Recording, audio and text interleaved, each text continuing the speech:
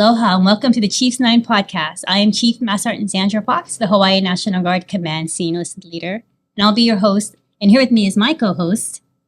I'm Jeff Hickman. I'm the Director of Public Affairs, and we have two special guests today. Do you guys want to introduce yourselves? Yes, my name is Sergeant First Class Charifel Mateo. I am the Unit Readiness NCO for the 111th Army Band. Hi, and my name is Technical Sergeant Arnel Data. I'm a Hawaiʻi Air National Guard recruiter for the headquarters Hawaiʻi Air National Guard. Excellent. And so I'll start things off, Chief, before you get to the meat of the episode. You got it. We'll start with you, Tech Sergeant. For the beginning, people want to get to know you. Can you share a fun fact about yourself? Okay, so prior to me becoming a recruiter, I was actually a weather forecaster. So the Army would know that probably as a SWO. I was a weather forecaster. The reason why I chose weather forecasting is because I fish and dive. So I figured, hey, being a good weather forecaster for fishing and diving would be a good thing. And so that's what I did. Smart. All right. How about you? Fun fact, I recently picked up a Fujifilm X-T32 camera, and probably I'm thinking of picking up some photography skills off-duty time because, I don't know, I like taking pictures. Oh, excellent. Well, thank you very much for sharing. Yeah. So how wrong can you be when you're forecasting the weather? How wrong can I be for who? I mean, I can't be wrong at all. For fishing, I could be wrong half the time. Just kidding. I'm joking. And then for you, you said you picked up a camera. What are some things that you're looking at? Just looking at stories, subjects, and making a story out of the pictures that I take, and then posting it wherever I want to post it. Great. For fun. Well, thank you both for being here today. So I guess we'll start off with the first question. So what does resilient mean to you? As we think about that term, what comes to mind when you hear that? I guess we can start over here with Sergeant First Class Mateo. Resilience to me means being able to bounce back, and when we hit our bottom, the lowest of our moods, being able to reach out for help is my definition of resilience. I think about it as like fortitude. So just having that mentality to be ready, right? Because as weather, right? As we know, there's going to be days where it's sunny and nice, but then the storms are always coming. So knowing how to handle yourself within the storms too. Okay. Well, that's good. Yeah. So with your weathering background and your photography, and now we have the definition of resilience, can you guys share with us your Guard story? How did you get from when you joined the military to where you are now? I guess I'll go first. So I came in, I've been a Guard baby. So I've been in the Hawaiʻi Air National Guard since I graduated from James Campbell High School. Initially, I wanted to become a pilot right after high school, and I didn't know about the Hawaiʻi Air National Guard. I thought you had to be part of the active duty to become a pilot. I never wanted to leave. I was already fishing and diving.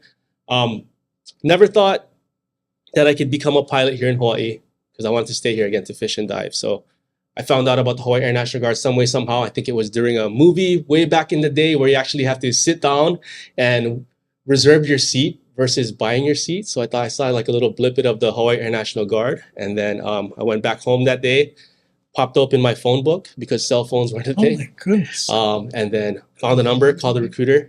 Here I am today. I came in as an aircraft structural mechanic. And I've been in the Hawaiʻi Air Guard since then. I became a weather forecaster, as mentioned, and then the opportunity to recruit made itself available. So I picked up the AGR position after all the years of serving, and still able to call Hawaii home now. Excellent.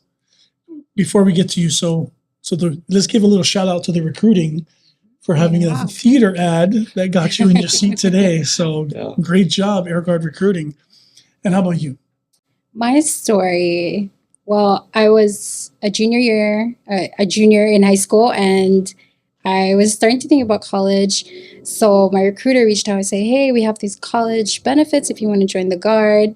And so I listed as a 42 Alpha Human Resource Specialist with a 12 PSD. And then when I went through my senior year in high school, they said that 12 PSD disbanded, so I had to pick another unit, another job, MOS, and I auditioned for the band. I heard of the band from my recruiter, and they said, "Yeah, you passed the audition," and then that's what began my journey with the 111th Army Band, and ever since then, I've been wanting to be the AGR. So I started in the supply sergeant AGR program, and then picked up my way into the unit readiness position. So that's essentially my story. Excellent. A weatherman and a musician. Nice. Nice. So I guess we'll get into our next question here. So have either of you experienced a setback or situation where you've had to measure your resiliency or maybe develop that resiliency? You can go ahead. Yeah. Okay. Go for it. So I guess like the Hawaii dream, right, is always to be able to purchase a home, right? So I think that's become the Hawaii dream as of late. I think this was back in 2019. I was still in weather. I was on orders supporting an active duty, and me and my wife just bought a house, our first house, and then my orders got cut. So I was still at DSG. Orders got cut. I was like, oh no, I can't back out. That's So, horrible. yeah, so we were, we prayed about it. We talked to our friends about it. It's like, okay, well, when I was in weather, I did a lot of orders, so I was activated a lot. I think about my 6 years in weather, I would say about 4 or 5 of it, I was on some kind of active duty status, whether here or abroad. And it was testing, right? But me and my wife were like, well, we still have money saved up. And I think we are able to, we're able to sustain. She was still working at that time. And so we're looking for venues, jobs, and ways I can kind of, make money. And, I tried to apply for some things within the Air Guard, didn't work out. But then opportunity for the recruiting opened up. Initially, I was looking at the full-time weather position because at the time, my boss at the time, she was vacating due to picking up another position. But in the meantime, she was like, "Hey, Arnel, I think this recruiting gig might be a good opportunity for you." So this was like 3 or 4 months later. Sure enough, I applied for it, was waiting, finally did the board, and then was waiting a little bit more. But then I finally was able to do the board and got picked up for the position. Yeah, so I think it tested us in like finances. Finances is a big struggle, so that was a huge part. But I mean, thank God we were able to get where we were now. Oh. You're not the only one who has that dream. There's a lot of people and a lot of guardsmen who are trying to get that. And a lot of the reason they join the military now is because of the pay and benefits. Mm-hmm. So it's nice to hear that you stuck it out and you had a rough time. Just being a drill status airman, that's not enough money to buy a house. So you really proved yourself and stuck with it. And now you're living the dream. Sort of. Yeah. I'm in the dream. You're in the dream. I'm in the dream. Nice. Yeah. That's great to hear. Cool. Well, my resilience story, I had a setback moment, was during the pandemic, the heart of the pandemic in 2020, when we were, I guess deployed is what you call it, to Maui, Task Force Maui. And as AGRs, we just had to go, and wherever they put us, we go, and we don't know when we're going to come home. So we had to let our families know that we'll be leaving the island of Oahu, although it's just, next door island. It's still kind of hard on your family to do it all alone with a new routine. Because I have a son. At the time, he was only 4 or 5 years old, and my husband, geographically, my in-laws and my parents live kind of far, so it's kind of hard adjusting to the new routine. And when we went to Maui, it was really hard for us to figure out our ways with the social distancing, and it took a toll on us mentally. Also, my husband kept calling me, "When are you coming home?" We had no idea when we were going to come home. And so when we did come home, almost 2 months later, the reintegration with my family was hard. My son was a little different, even with the 2 months and with the pandemic going on. it was really hard adjusting back to normal life. And it took a toll on me. I went into depression and a lot of anxiety. My husband and I fought a lot. And I remember just telling my supervisor, I need a break because I don't know if I can do my job. And so I needed help. I needed to seek counseling. And so I reached out to Military One Source and got a few counseling therapy sessions. And we even went into marriage counseling, mended some things. We're okay. We're good. We're staying strong. And yeah, it really tested me. I think I've never gone through that type of emotional, depressed, stressful moment ever in my life. And so, yeah, came back strong, happy to say. I think that's huge, right? Because mentally we think like it's not okay to not be okay, but then in reality it's okay to not be okay sometimes, and to understand that, because if we don't see that it's okay to be in that mood or in that swing, then we never feel like we know when to get help. Yeah. And I'm glad you caught it when you did. Yeah, it was, I think the hardest part was to ask for help as a person that's going through it. And but I just remember wanting to be better for my son and for my husband. So yeah. Do you think it's easier now that you'd recognize a depression, or when you need to bounce back? Do you think that by going through it, it gave you strength, or just the ability to recognize when you need to ask for help the next time? I think so. You know, hopefully it doesn't come, but you know, life is full of roller coasters. If we do go down, I think I'm stronger now, and I can recognize when to seek help from that experience, for sure. I just want to say one more thing. It's really important. They brief these soldiers and airmen when they deploy about the family reintegration. And this is just to Maui, which you said it's a neighbor island, but you are separated. Yeah. And then their family reintegration. But she was able to use a resource that we constantly push and mention. I mean, everybody, I'm retired now, but everybody had the Military One Source magnets on the fridge. We were briefed over and over, Military One Source. It's great to hear that you used it and it was able to pull you out. And I'm glad there's a happy ending, that your family is still together, and that shows resilience on your child, your husband, your family. So great example. Thanks for sharing that story. The Army has a definition of resilience, and so I wanted to get your guys' opinion on it. First I'm going to read the American Psychological Association. It's not a military definition. It's the process of adapting well in the face of adversity, trauma, tragedy, threats, or significant sources of stress, such as family and relationship problems, serious health problems, or workplace and financial stressors. So it sounds like that definition applied to both of your examples.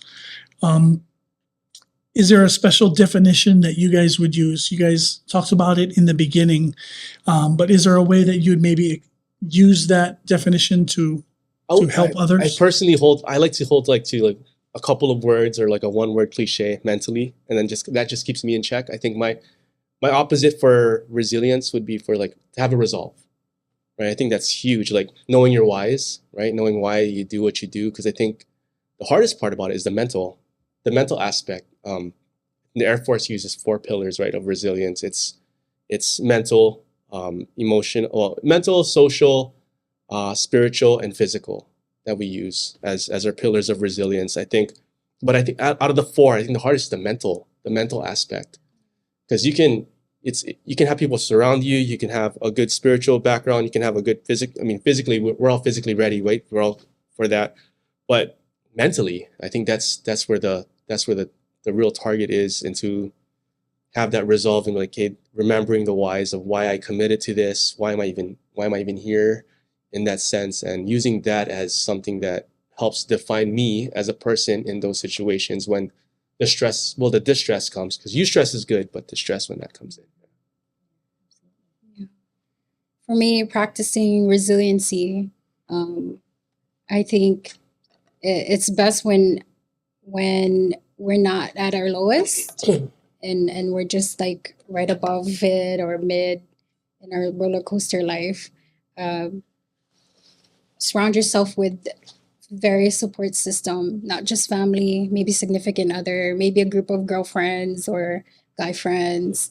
I think so that when we do go low, like when we hit some our lowest, our darkness, we can reach out to different support systems. Maybe one fell out, you're not talking, then at least you'll have one. So I think practicing resiliency every day, that's the easiest way. You guys went over pretty extreme details, but like you said, it can be used every day. You can have a bad day, and you can practice resilience in small bites. Mhm. And I think you might even start to get better at it if you do it every day. I think you become more self-aware, right, of like what might trigger you, how you regulate Yeah. yourself. So what advice would you have as a supervisor to have your subordinates practice resilience? I think I really like what Sergeant First Class Mateo said about the knowing your tops and bottoms, in a sense of like being ready mentally, right? But I think even in the midst of it, being honest with yourself so that you can cross-examine. You can cross-examine yourself and know what you were saying, the checkpoints, what triggers you. I would say if I'm talking to subordinates, it would be really like, hey, know yourself. Be honest and really like brutally honest with yourself, and only you can know what your triggers are. Where is your low? Where is your high? Because some people can handle more than others. But if it's you and you think you can handle, if you can handle it and you ultimately you can't, you're just bottling it up. And I think that's a cry for help in and of itself. Yeah. That's true. I would give my subordinates advice by letting them know to take a break. My soldiers, they work really hard, often on duty in their civilian lives, and they just need to kind of like reset. And so I always tell them take a break. I think that's the best way as well to, just align with yourself, know yourself, take a break, and then don't be burnt out. Yeah, that's a big thing. Hopefully that opens some communication that they're comfortable enough to go share with you. They got to take a knee, right? Because oftentimes we want to be in control and we don't want to show, quote unquote, being, having a weakness that we need to take a break. So I think that's a great message for the subordinates and our listeners out there. What do you think, Jeff? Yeah, as a former officer, we had resilience training, mandatory resilience training that kind of came in at the end of my career, and it's kind of standoffish at first, and then it got a little more accepted by people, and then we could see it, how it was really helping. So I wanted to ask you guys, do you also look up and maybe see leaders who are higher ranked than you, NCO or officers? Would you, today, with all the training you've had and experiences, would you be able to talk to them as well to kind of give them a heads up? I know that's challenging. That's hard. Challenging. That's a good question. I think our team, we understand, like at least the recruiting side of the house. It's really nice in that we're all literally with recruiting. We're all in the same boat.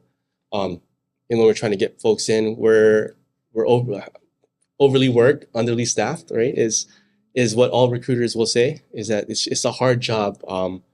But I think it's such a nice open door policy that we have within one another that I can approach my supervisor and really let her know, like, hey, this is what I'm going through. If I'm acting a certain way, or if I may be, I'm just really like, I'll be like, I'm really busy, or I'm having a difficult applicant or a difficult recruit, and they come in threes, right? So you never just get one. So, that's one of those things. It's nice to have an open line of communication where I can still be, and this is something I always tell myself, and I tell my recruits, like, please be professional, but also be personable with me. Those two things. If you can just be professional and personable, I think you'll carry yourself well. And I expect that out of myself, and I try my best to do that with my supervisors as well. And they receive it pretty well. I think our team does well with it, and it helps us manage the stresses that it is to be a recruiter, especially in this, the current climate that we're in, right? Where recruiting's at its lowest. That's kind of the thing. Yeah. Well, my supervisors in my unit, they're very self-aware, and they're also easy to work with, and so they're very observant. They see when everyone's burnt out or just needs a resilience time, some MWR time, and if they're even them, I tell them, hey, you need a break. My commander, he's full time as well. I always tell him, Chief, you gotta take leave. You haven't taken leave in a while, and it's building up. I think you deserve a break. But I'm fortunate to have leadership that listens out and also are very aware with what's going on. So that's good to hear. On behalf of the Officers Corps, please do. If you see somebody who think you needs it, please raise the flag. Yeah, they would definitely appreciate it. Yeah. So you guys talked earlier about your stories of resilience and basically coming back up, right? When you guys were reaching that bottom with you and your financial situation with the house and you with being in Maui and away from your family. How has that experience shaped you and how you may practice resilience today? I would say practicing resilience, I mean, just as we talked about, right? Having a good support system.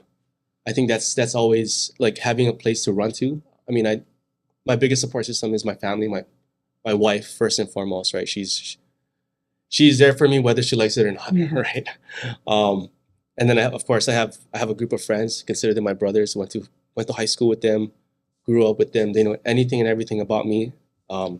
And I think that's a good thing to have because I can't BS with them, right? Like I can't. They know me when I'm not myself. So I mean, so does my wife. And I think those are good because then they'll be your red flags. They'll pull the red flag for you. You don't even have to check it out. But also knowing when to enjoy life too, right? Like outside of work. I mean, this is my work me, but I'm also I'm a whole other individual. Not necessarily I'm a whole individual is what I mean. Is this just a part of me, right? Yeah. This job that I do, serving here for Hawaii, it's just a part of me. It's not who I am as Arnel, as a person, right? And I think that's what could really hurt some people sometimes is that they take this job and as great as we serve, they take it and make it their identity, which I think that can be harmful in and of itself. When this is your identity, it can consume you. Yeah. I love that. Don't lose yourself, right? Remember where you came from, your values, your character, right? Do something fun. Yeah. Do something. Absolutely. Take a break. That's the easiest one. It's okay to let your hair down, right? Once in a while, So I love that. That's great advice. Yeah. Thanks for sharing that. For me, it's since that pandemic, I try to save. I try to take more time with my family after work. I put a time. Okay, after 1700, I have to stop working. I have to go see my family and spend time with them. Whether it's just chilling at home, watch TV, or be with each other's presence, is a great practice for me. I cherish those moments because when we get busy at work, it's busy. I have no time to contact or talk to my son. And sometimes like during AT, we'll just have like back-to-back reports so early, zero dark early, and then come home super dark. My son's already asleep. And when it's busy, it's busy. But when it's not, I take the time to spend time with my son and my husband, and we just do whatever fun stuff. Yeah. I think it's good to put that limit at the end of the day. Yeah. A hard limit because you serve the Army and the National Guard when you need to, long hours when it's expected. But when it's not expected and it's day to day, finish the day and go back to your family. Oh yeah, that's an important thing to do. And I practice if I'm on leave, I'm on leave. I will answer as I get back. I'll get back to you, but I may not get back to you right away. Unless you want to call me, it's an emergency. I just do my best to take time for me and my family if needed. So please expect delays. Yeah, I like that. Please expect delays. Yeah, absolutely. Yep. I think knowing also too, like that it's okay to say no to certain things, right? It's okay to say no, because we can take orders and we can be like, okay, I'll do it. Yes. And it's like internally for me, it could be a challenge. Like, okay, I can get all this stuff done, but then that's what burns you out, right? Thinking you can get it all done, but knowing when to say no. I don't have to. So those are things that I practice with myself. Like now, like it's okay to say no to certain things. prioritize, right? Exactly. Yeah, and it's okay. You shouldn't feel bad about doing that, right? Because if you have a great support system, they'll understand, Oh, yeah. Yeah. So you guys have brought up a lot of great examples and a lot of great stories. What would be your overall advice about resilience to our listeners out there? It could be anything. But if you were to give them some advice, what would that be? Short and sweet. My advice would be, it's just a bad day. It's not a bad life. That's it. I like it. I like Nice. It's really good. How do you beat that? that. Sorry. Yeah, no, I would stick back to it. Like, really, be honest with yourself, right? To know your limits, and also to really surround yourself with people who truly care about you. Yeah, because I mean, that's our mirrors. Sometimes we can't see the things behind us, but they can. Yeah. Man, it's great. Yeah. Yeah. What advice would you have, Jeff? Great advice. I like the end of day is when you're done with work and you can finish and actually go home, stop, go home and make family the priority from that point on. And you get paid the big bucks when they need you for the extended amount of time during emergencies. Yes. But take advantage of when it's not busy. I like that. How about Yeah. you, Chief? I think self-care is important. Yeah. Don't feel bad if you need to go take time for you, whatever that is, whatever hobbies you like. Maybe you want to get your nails done. Maybe you want to go to the gym. That's okay. Like, you should go do that because it's just going to make you a better person for yourself and for everybody else out there. But I think that's practicing resiliency for me, not feeling guilty about it. Oh, yes. So this is a part of a series called the Chief's 9, and she only got to pick 9 topics, and resilience was one. So it's very important to her Yes. and to the success in the military. So thank you for your incredible stories. Yeah. Thanks. Yeah, thanks for having thank you. us here and sharing stories. Amazing, amazing. And so I just want to thank both you, Sergeant First Class Mateo and Tech Sergeant Data, for being here today and talking about the topic of resilience. I really appreciate the stories that you have both shared. It was very insightful, and I know that our listeners will get something out of that. So mahalo to you, Jeff, for always having my back here. Chief? And to everybody out there, mahalo for watching this episode. It is one of 9 topical episodes of the series called The Chief's 9. Please like and subscribe. I think it's down here, to the State of Hawaii Department of Defense podcast, The NOCOA Exchange, Boots, Wings, and more on Spotify, Apple, and YouTube. So until the next episode, we'll talk to y'all soon. Aloha. Aloha. Did you say bonus content? I did. Bonus No, content. he wasn't recording yet. Okay, ready? Now this is blooper. Bonus content. Bonus content. All right, I get to ask one question that I didn't get to ask during the regular podcast. Is your civilian side and some of your civilian skills are very interesting to me. So on your civilian side, slam poetry and music in general, do you think that's kind of a treatment for you, or how do you feel? Does it kind of relate to resilience when you do something outside of the military uniform? I haven't done slam poetry in a long time. But what I still like to do now is write, just able to write down things and put pen and pad things, and for me to reflect back and read, because then to actually see what you're writing, it hits different in a sense. We're like, wow, I can't believe that's what I'm writing about, and that I feel about certain ways about things. And as in the respect to like the slam poetry side, I really liked it because I got to share it. Yeah, I think it's one thing to receive, but then it's another thing to give. And to express it in a way that it's not just your black and white, but there's so much color to the poetry, right? So I think being able to share in that aspect was really good. So it helps build up the shield for resilience, for the It bad parts. does. And it's a really Yeah. good part of your life. It does, and I think it holds you. It makes you accountable, because then now these are words coming out of your mouth, and you're like, well, if I'm not going to practice what I preach, Yeah. then why am I even doing this, right? That's neat because Yeah. that's a skill that not a lot of people No, have. and I can see that, like, journaling, and you read at that moment what you were feeling and thinking, right? Yeah. And then later on you can go back and go, wow, maybe it wasn't that bad. Yeah. Or maybe that's just reminds you of like where you've come from, right? And where you're going. So, Right. I mean, because it's more of like not distress, but it's like de-stressing. right. In that way where you're unbottling everything, and it's just kind of in a way a slow fizzle, a way to get out, right? Yeah. I like that. That's right. And then we That's have really good. musician, singer. Does that take you away from some of the problems and take you to a different place where you feel safe? Oh yeah, for sure. When I'm singing or listening to music, it takes me to a fantasy world.